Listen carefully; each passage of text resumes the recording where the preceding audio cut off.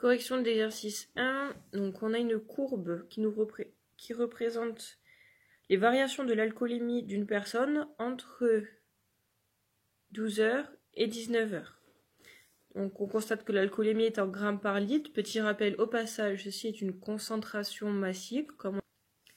Première question, donnez la grandeur et l'unité utilisée dans chaque axe. Donc la grandeur, ici, on a l'heure, donc c'est un temps, et l'alcoolémie en grammes par litre. Les grandeurs sont le temps et le taux d'alcoolémie, et les unités sont l'heure et les grammes par litre. On se souvient que abscisse, on peut faire le A comme lorsqu'on était petit, donc ça va être horizontal, et ordonné, ça va vers le haut, ça, il va à la verticale, donc c'est l'alcoolémie en grammes par litre. Attention, mes grandeurs, mon unité.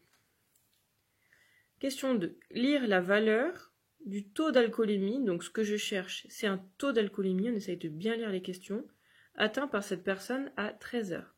Laissez les traits de construction apparents. Donc quand on vous demande de laisser les traits de construction apparents, ça voudra dire de laisser ici, en pointillé en général, on essaye de faire un tracé fin, les traits de construction, c'est-à-dire comment est-ce qu'on a lu la valeur.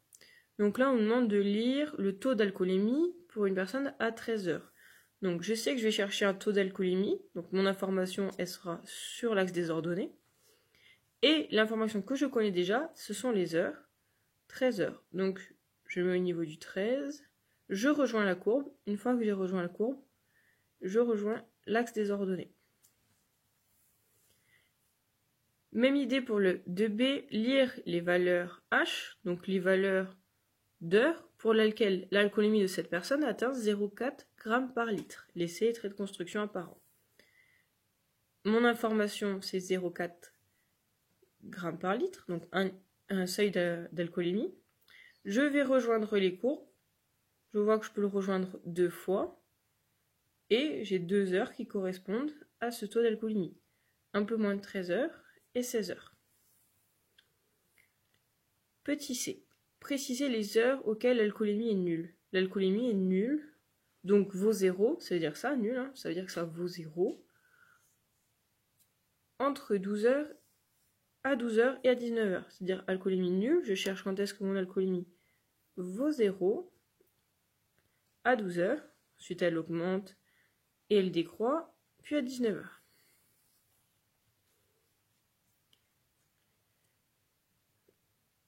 À quelle heure l'alcoolémie est-elle maximale? Donc maximale, c'est un mot que vous connaissez bien. Il y a l'idée de le plus important, le maximum. Maximal, donc on constate que c'est ici. On regarde l'heure qui correspond. L'alcoolémie est maximale à 14 heures.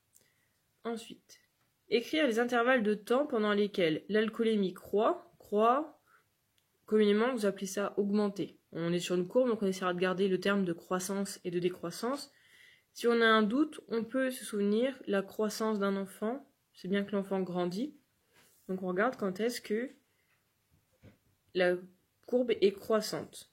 On sait que, on a déjà dit par l'action précédente, qu'elle vaut 0 à 12h et à 19h. Et que son maximum est à 2h. Donc il va y avoir une croissance entre 12h et 14h. C'est-à-dire le taux d'alcoolémie augmente dans le sang de la personne de 12h à 14h.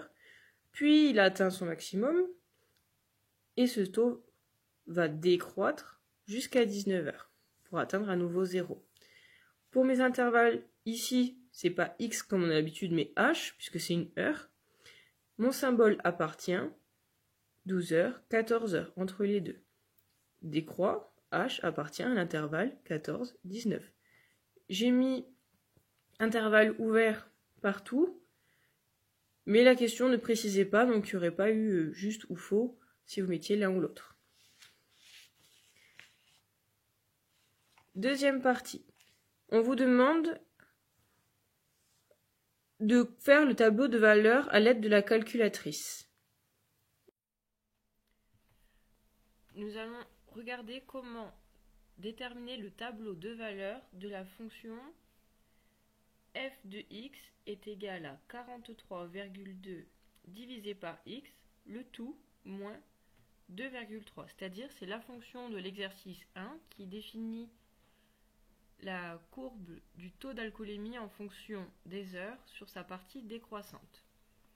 Donc pour cela, je vous ai remis le tuto, on va le suivre ensemble.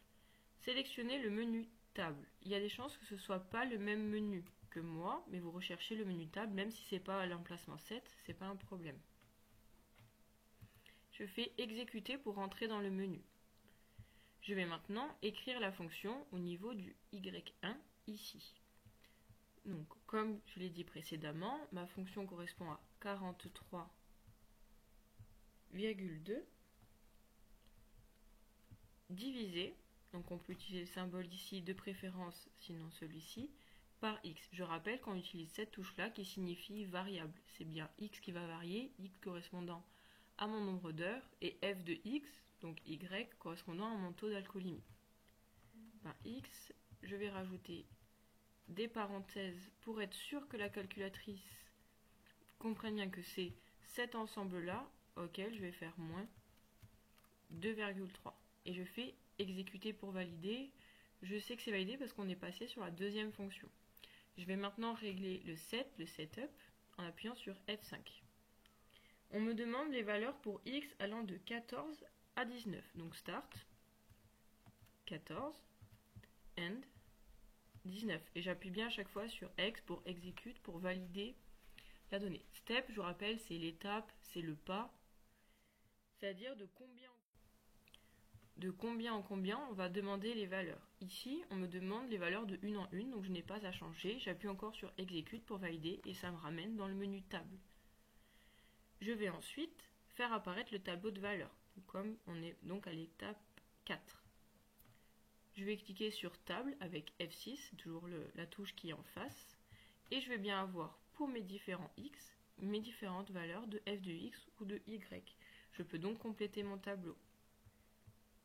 En mettant dessus, on voit ici la fonction 43,2 divisé par x moins 2,3. Si x est égal à 14, j'obtiens environ 0,79, etc. Je peux descendre pour aller chercher toutes les valeurs dont j'ai besoin et compléter mon tableau.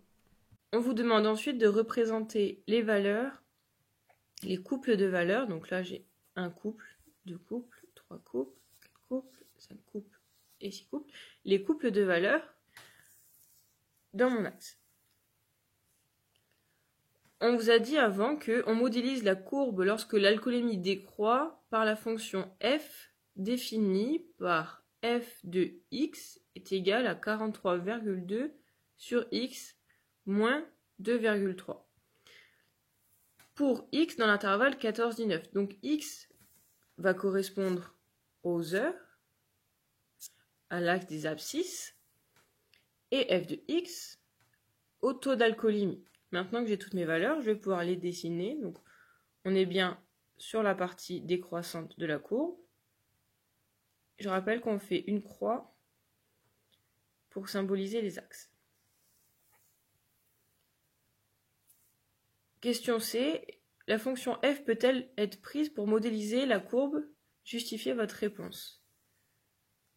Alors, on peut dire qu'elle peut modéliser la courbe car les points, ici, sont très proches, voire même se superposent à la courbe. Modéliser, ça veut dire simuler, et c'est ce qui nous permet d'analyser une courbe. Donc là, on a les valeurs réelles, et la courbe là, va nous permettre de théoriser tout ça pour pouvoir faire des calculs dessus.